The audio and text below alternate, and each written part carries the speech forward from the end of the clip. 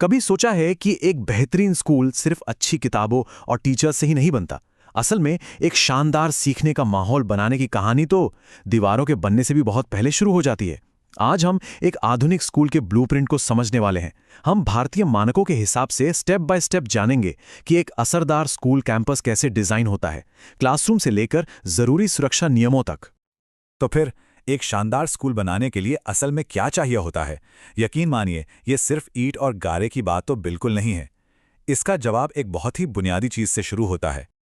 सब कुछ शुरू होता है एक ब्लूप्रिंट से। एक सोचा समझा प्लान ही एक सफल लर्निंग एनवायरनमेंट की नींव है।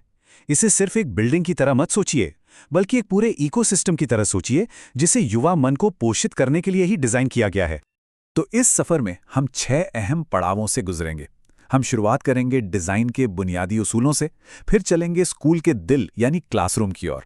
वहां से हम पूरे लर्निंग इकोसिस्टम को बनाएंगे, ये पक्का करेंगे कि वो सुरक्षित और टिकाऊ हो, और आखिर में देखेंगे कि इस ब्लूप्रिंट को हकीकत में बदलने में कितना वक्त लगता है।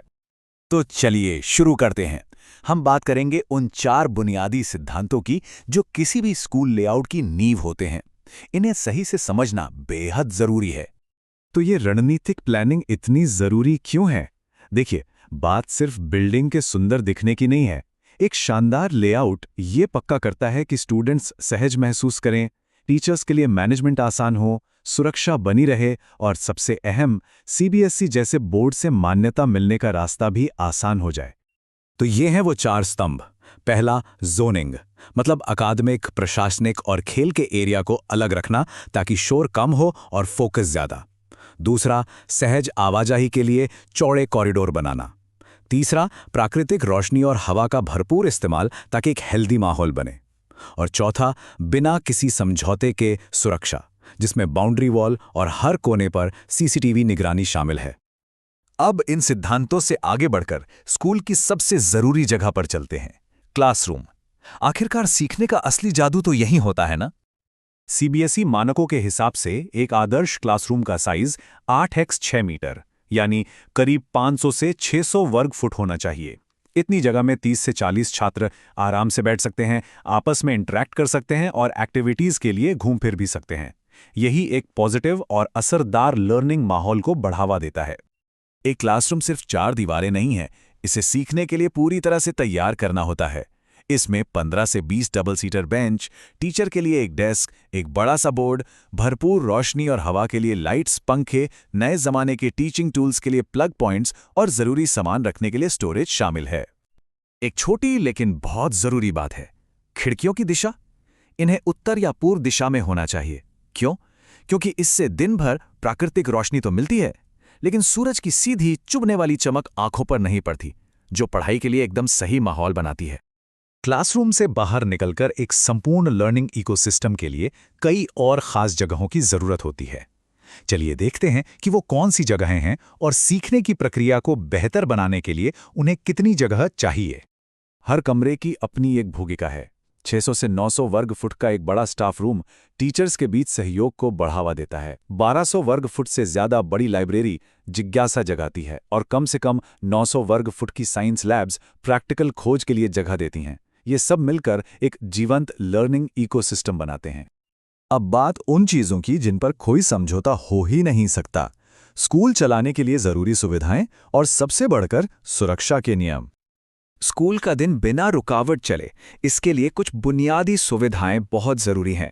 सोचिए, साफ आरओ पीने का पानी, लड़के लड़कियों के लिए अलग और पर्याप्त टॉयलेट्स मानक है, हर 40 छात्रों पर एक, और हर फ्लोर पर आसानी से उपलब्ध फायर एक्सटिंग्विशर।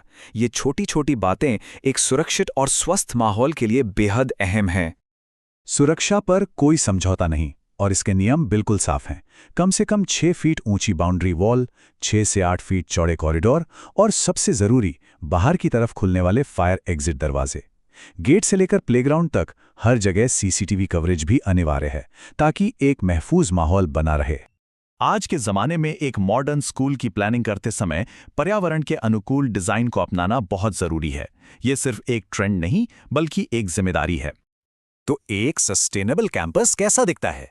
वो अपनी ऊर्जा सोलर पैनल से लेता है, बारिश के पानी को हार्वेस्ट करके बचाता है और बड़ी खिड़कियों से प्राकृतिक रोशनी का पूरा इस्तेमाल करता है। एक हरा भरा पेड़ पौधों से भरपूर कैंपस भी जरूरी है। ये चीजें सिर्फ स्कूल का कार्बन फुटप्रिंट ही कम नहीं करती, बल्कि स्कूल की इमारत को ही पर्यावरण की जिम्मेदारी सिखाने वाला एक सबक बना देती हैं। तो हमने सारे अलग अलग हिस्सों को समझ लिया है। अब चलिए इन सबको एक साथ जोड़कर देखते हैं कि एक पूरे लेआउट में यह कैसा दिखता है और इस पूरे प्रोजेक्ट को जमीन से हकीकत बनाने तक का सफर कितना लंबा होता है। ये एक लॉजिकल लेआउट का बेहतरीन उदाहरण है। ग्राउंड फ्लोर पर एडमिन ब्लॉक और प्री प्राइमरी सेक्शन, पहली मंजिल प्राइमरी स्कूल और लाइब्रेरी के लिए, और दूसरी मंजिल पर हाई स्कूल के क्लासरूम्स और लैब्स। इस तरह की वर्टिकल जोनिंग से पूरे स्कूल में लोगों की आवाजाही व्यवस्थित और आसान रहती है। और आखिर में टाइमलाइन, जमीन फाइनल होने से लेकर स्कूल के पहले दिन तक, इस पूरी प्रक्रिया में 12 से 22 महीने लग सकते हैं, जिसमें सबसे ज्यादा वक्त कंस्ट्रक्शन में जाता है। यही बात इस चीज पर जोर देती है कि शुरुआत में की गई एक अच्छी प्लानिंग इस पूरे सफर को कितना आसान बना सकती है। तो हम इस विश्लेषण के अंत में एक विचारोत्तेजक सवाल के साथ आपको छोड़ते हैं। अगर एक स्कूल सीखने का माहौल है, तो उसकी इमारत का डिजाइन अपने आप में पहला सबक क्या सिखाता है? शायद ये कि एक अच्छी नींव, विचारशील योजना और भविष्य की दृष्टि ही सफलता की कुंजी है।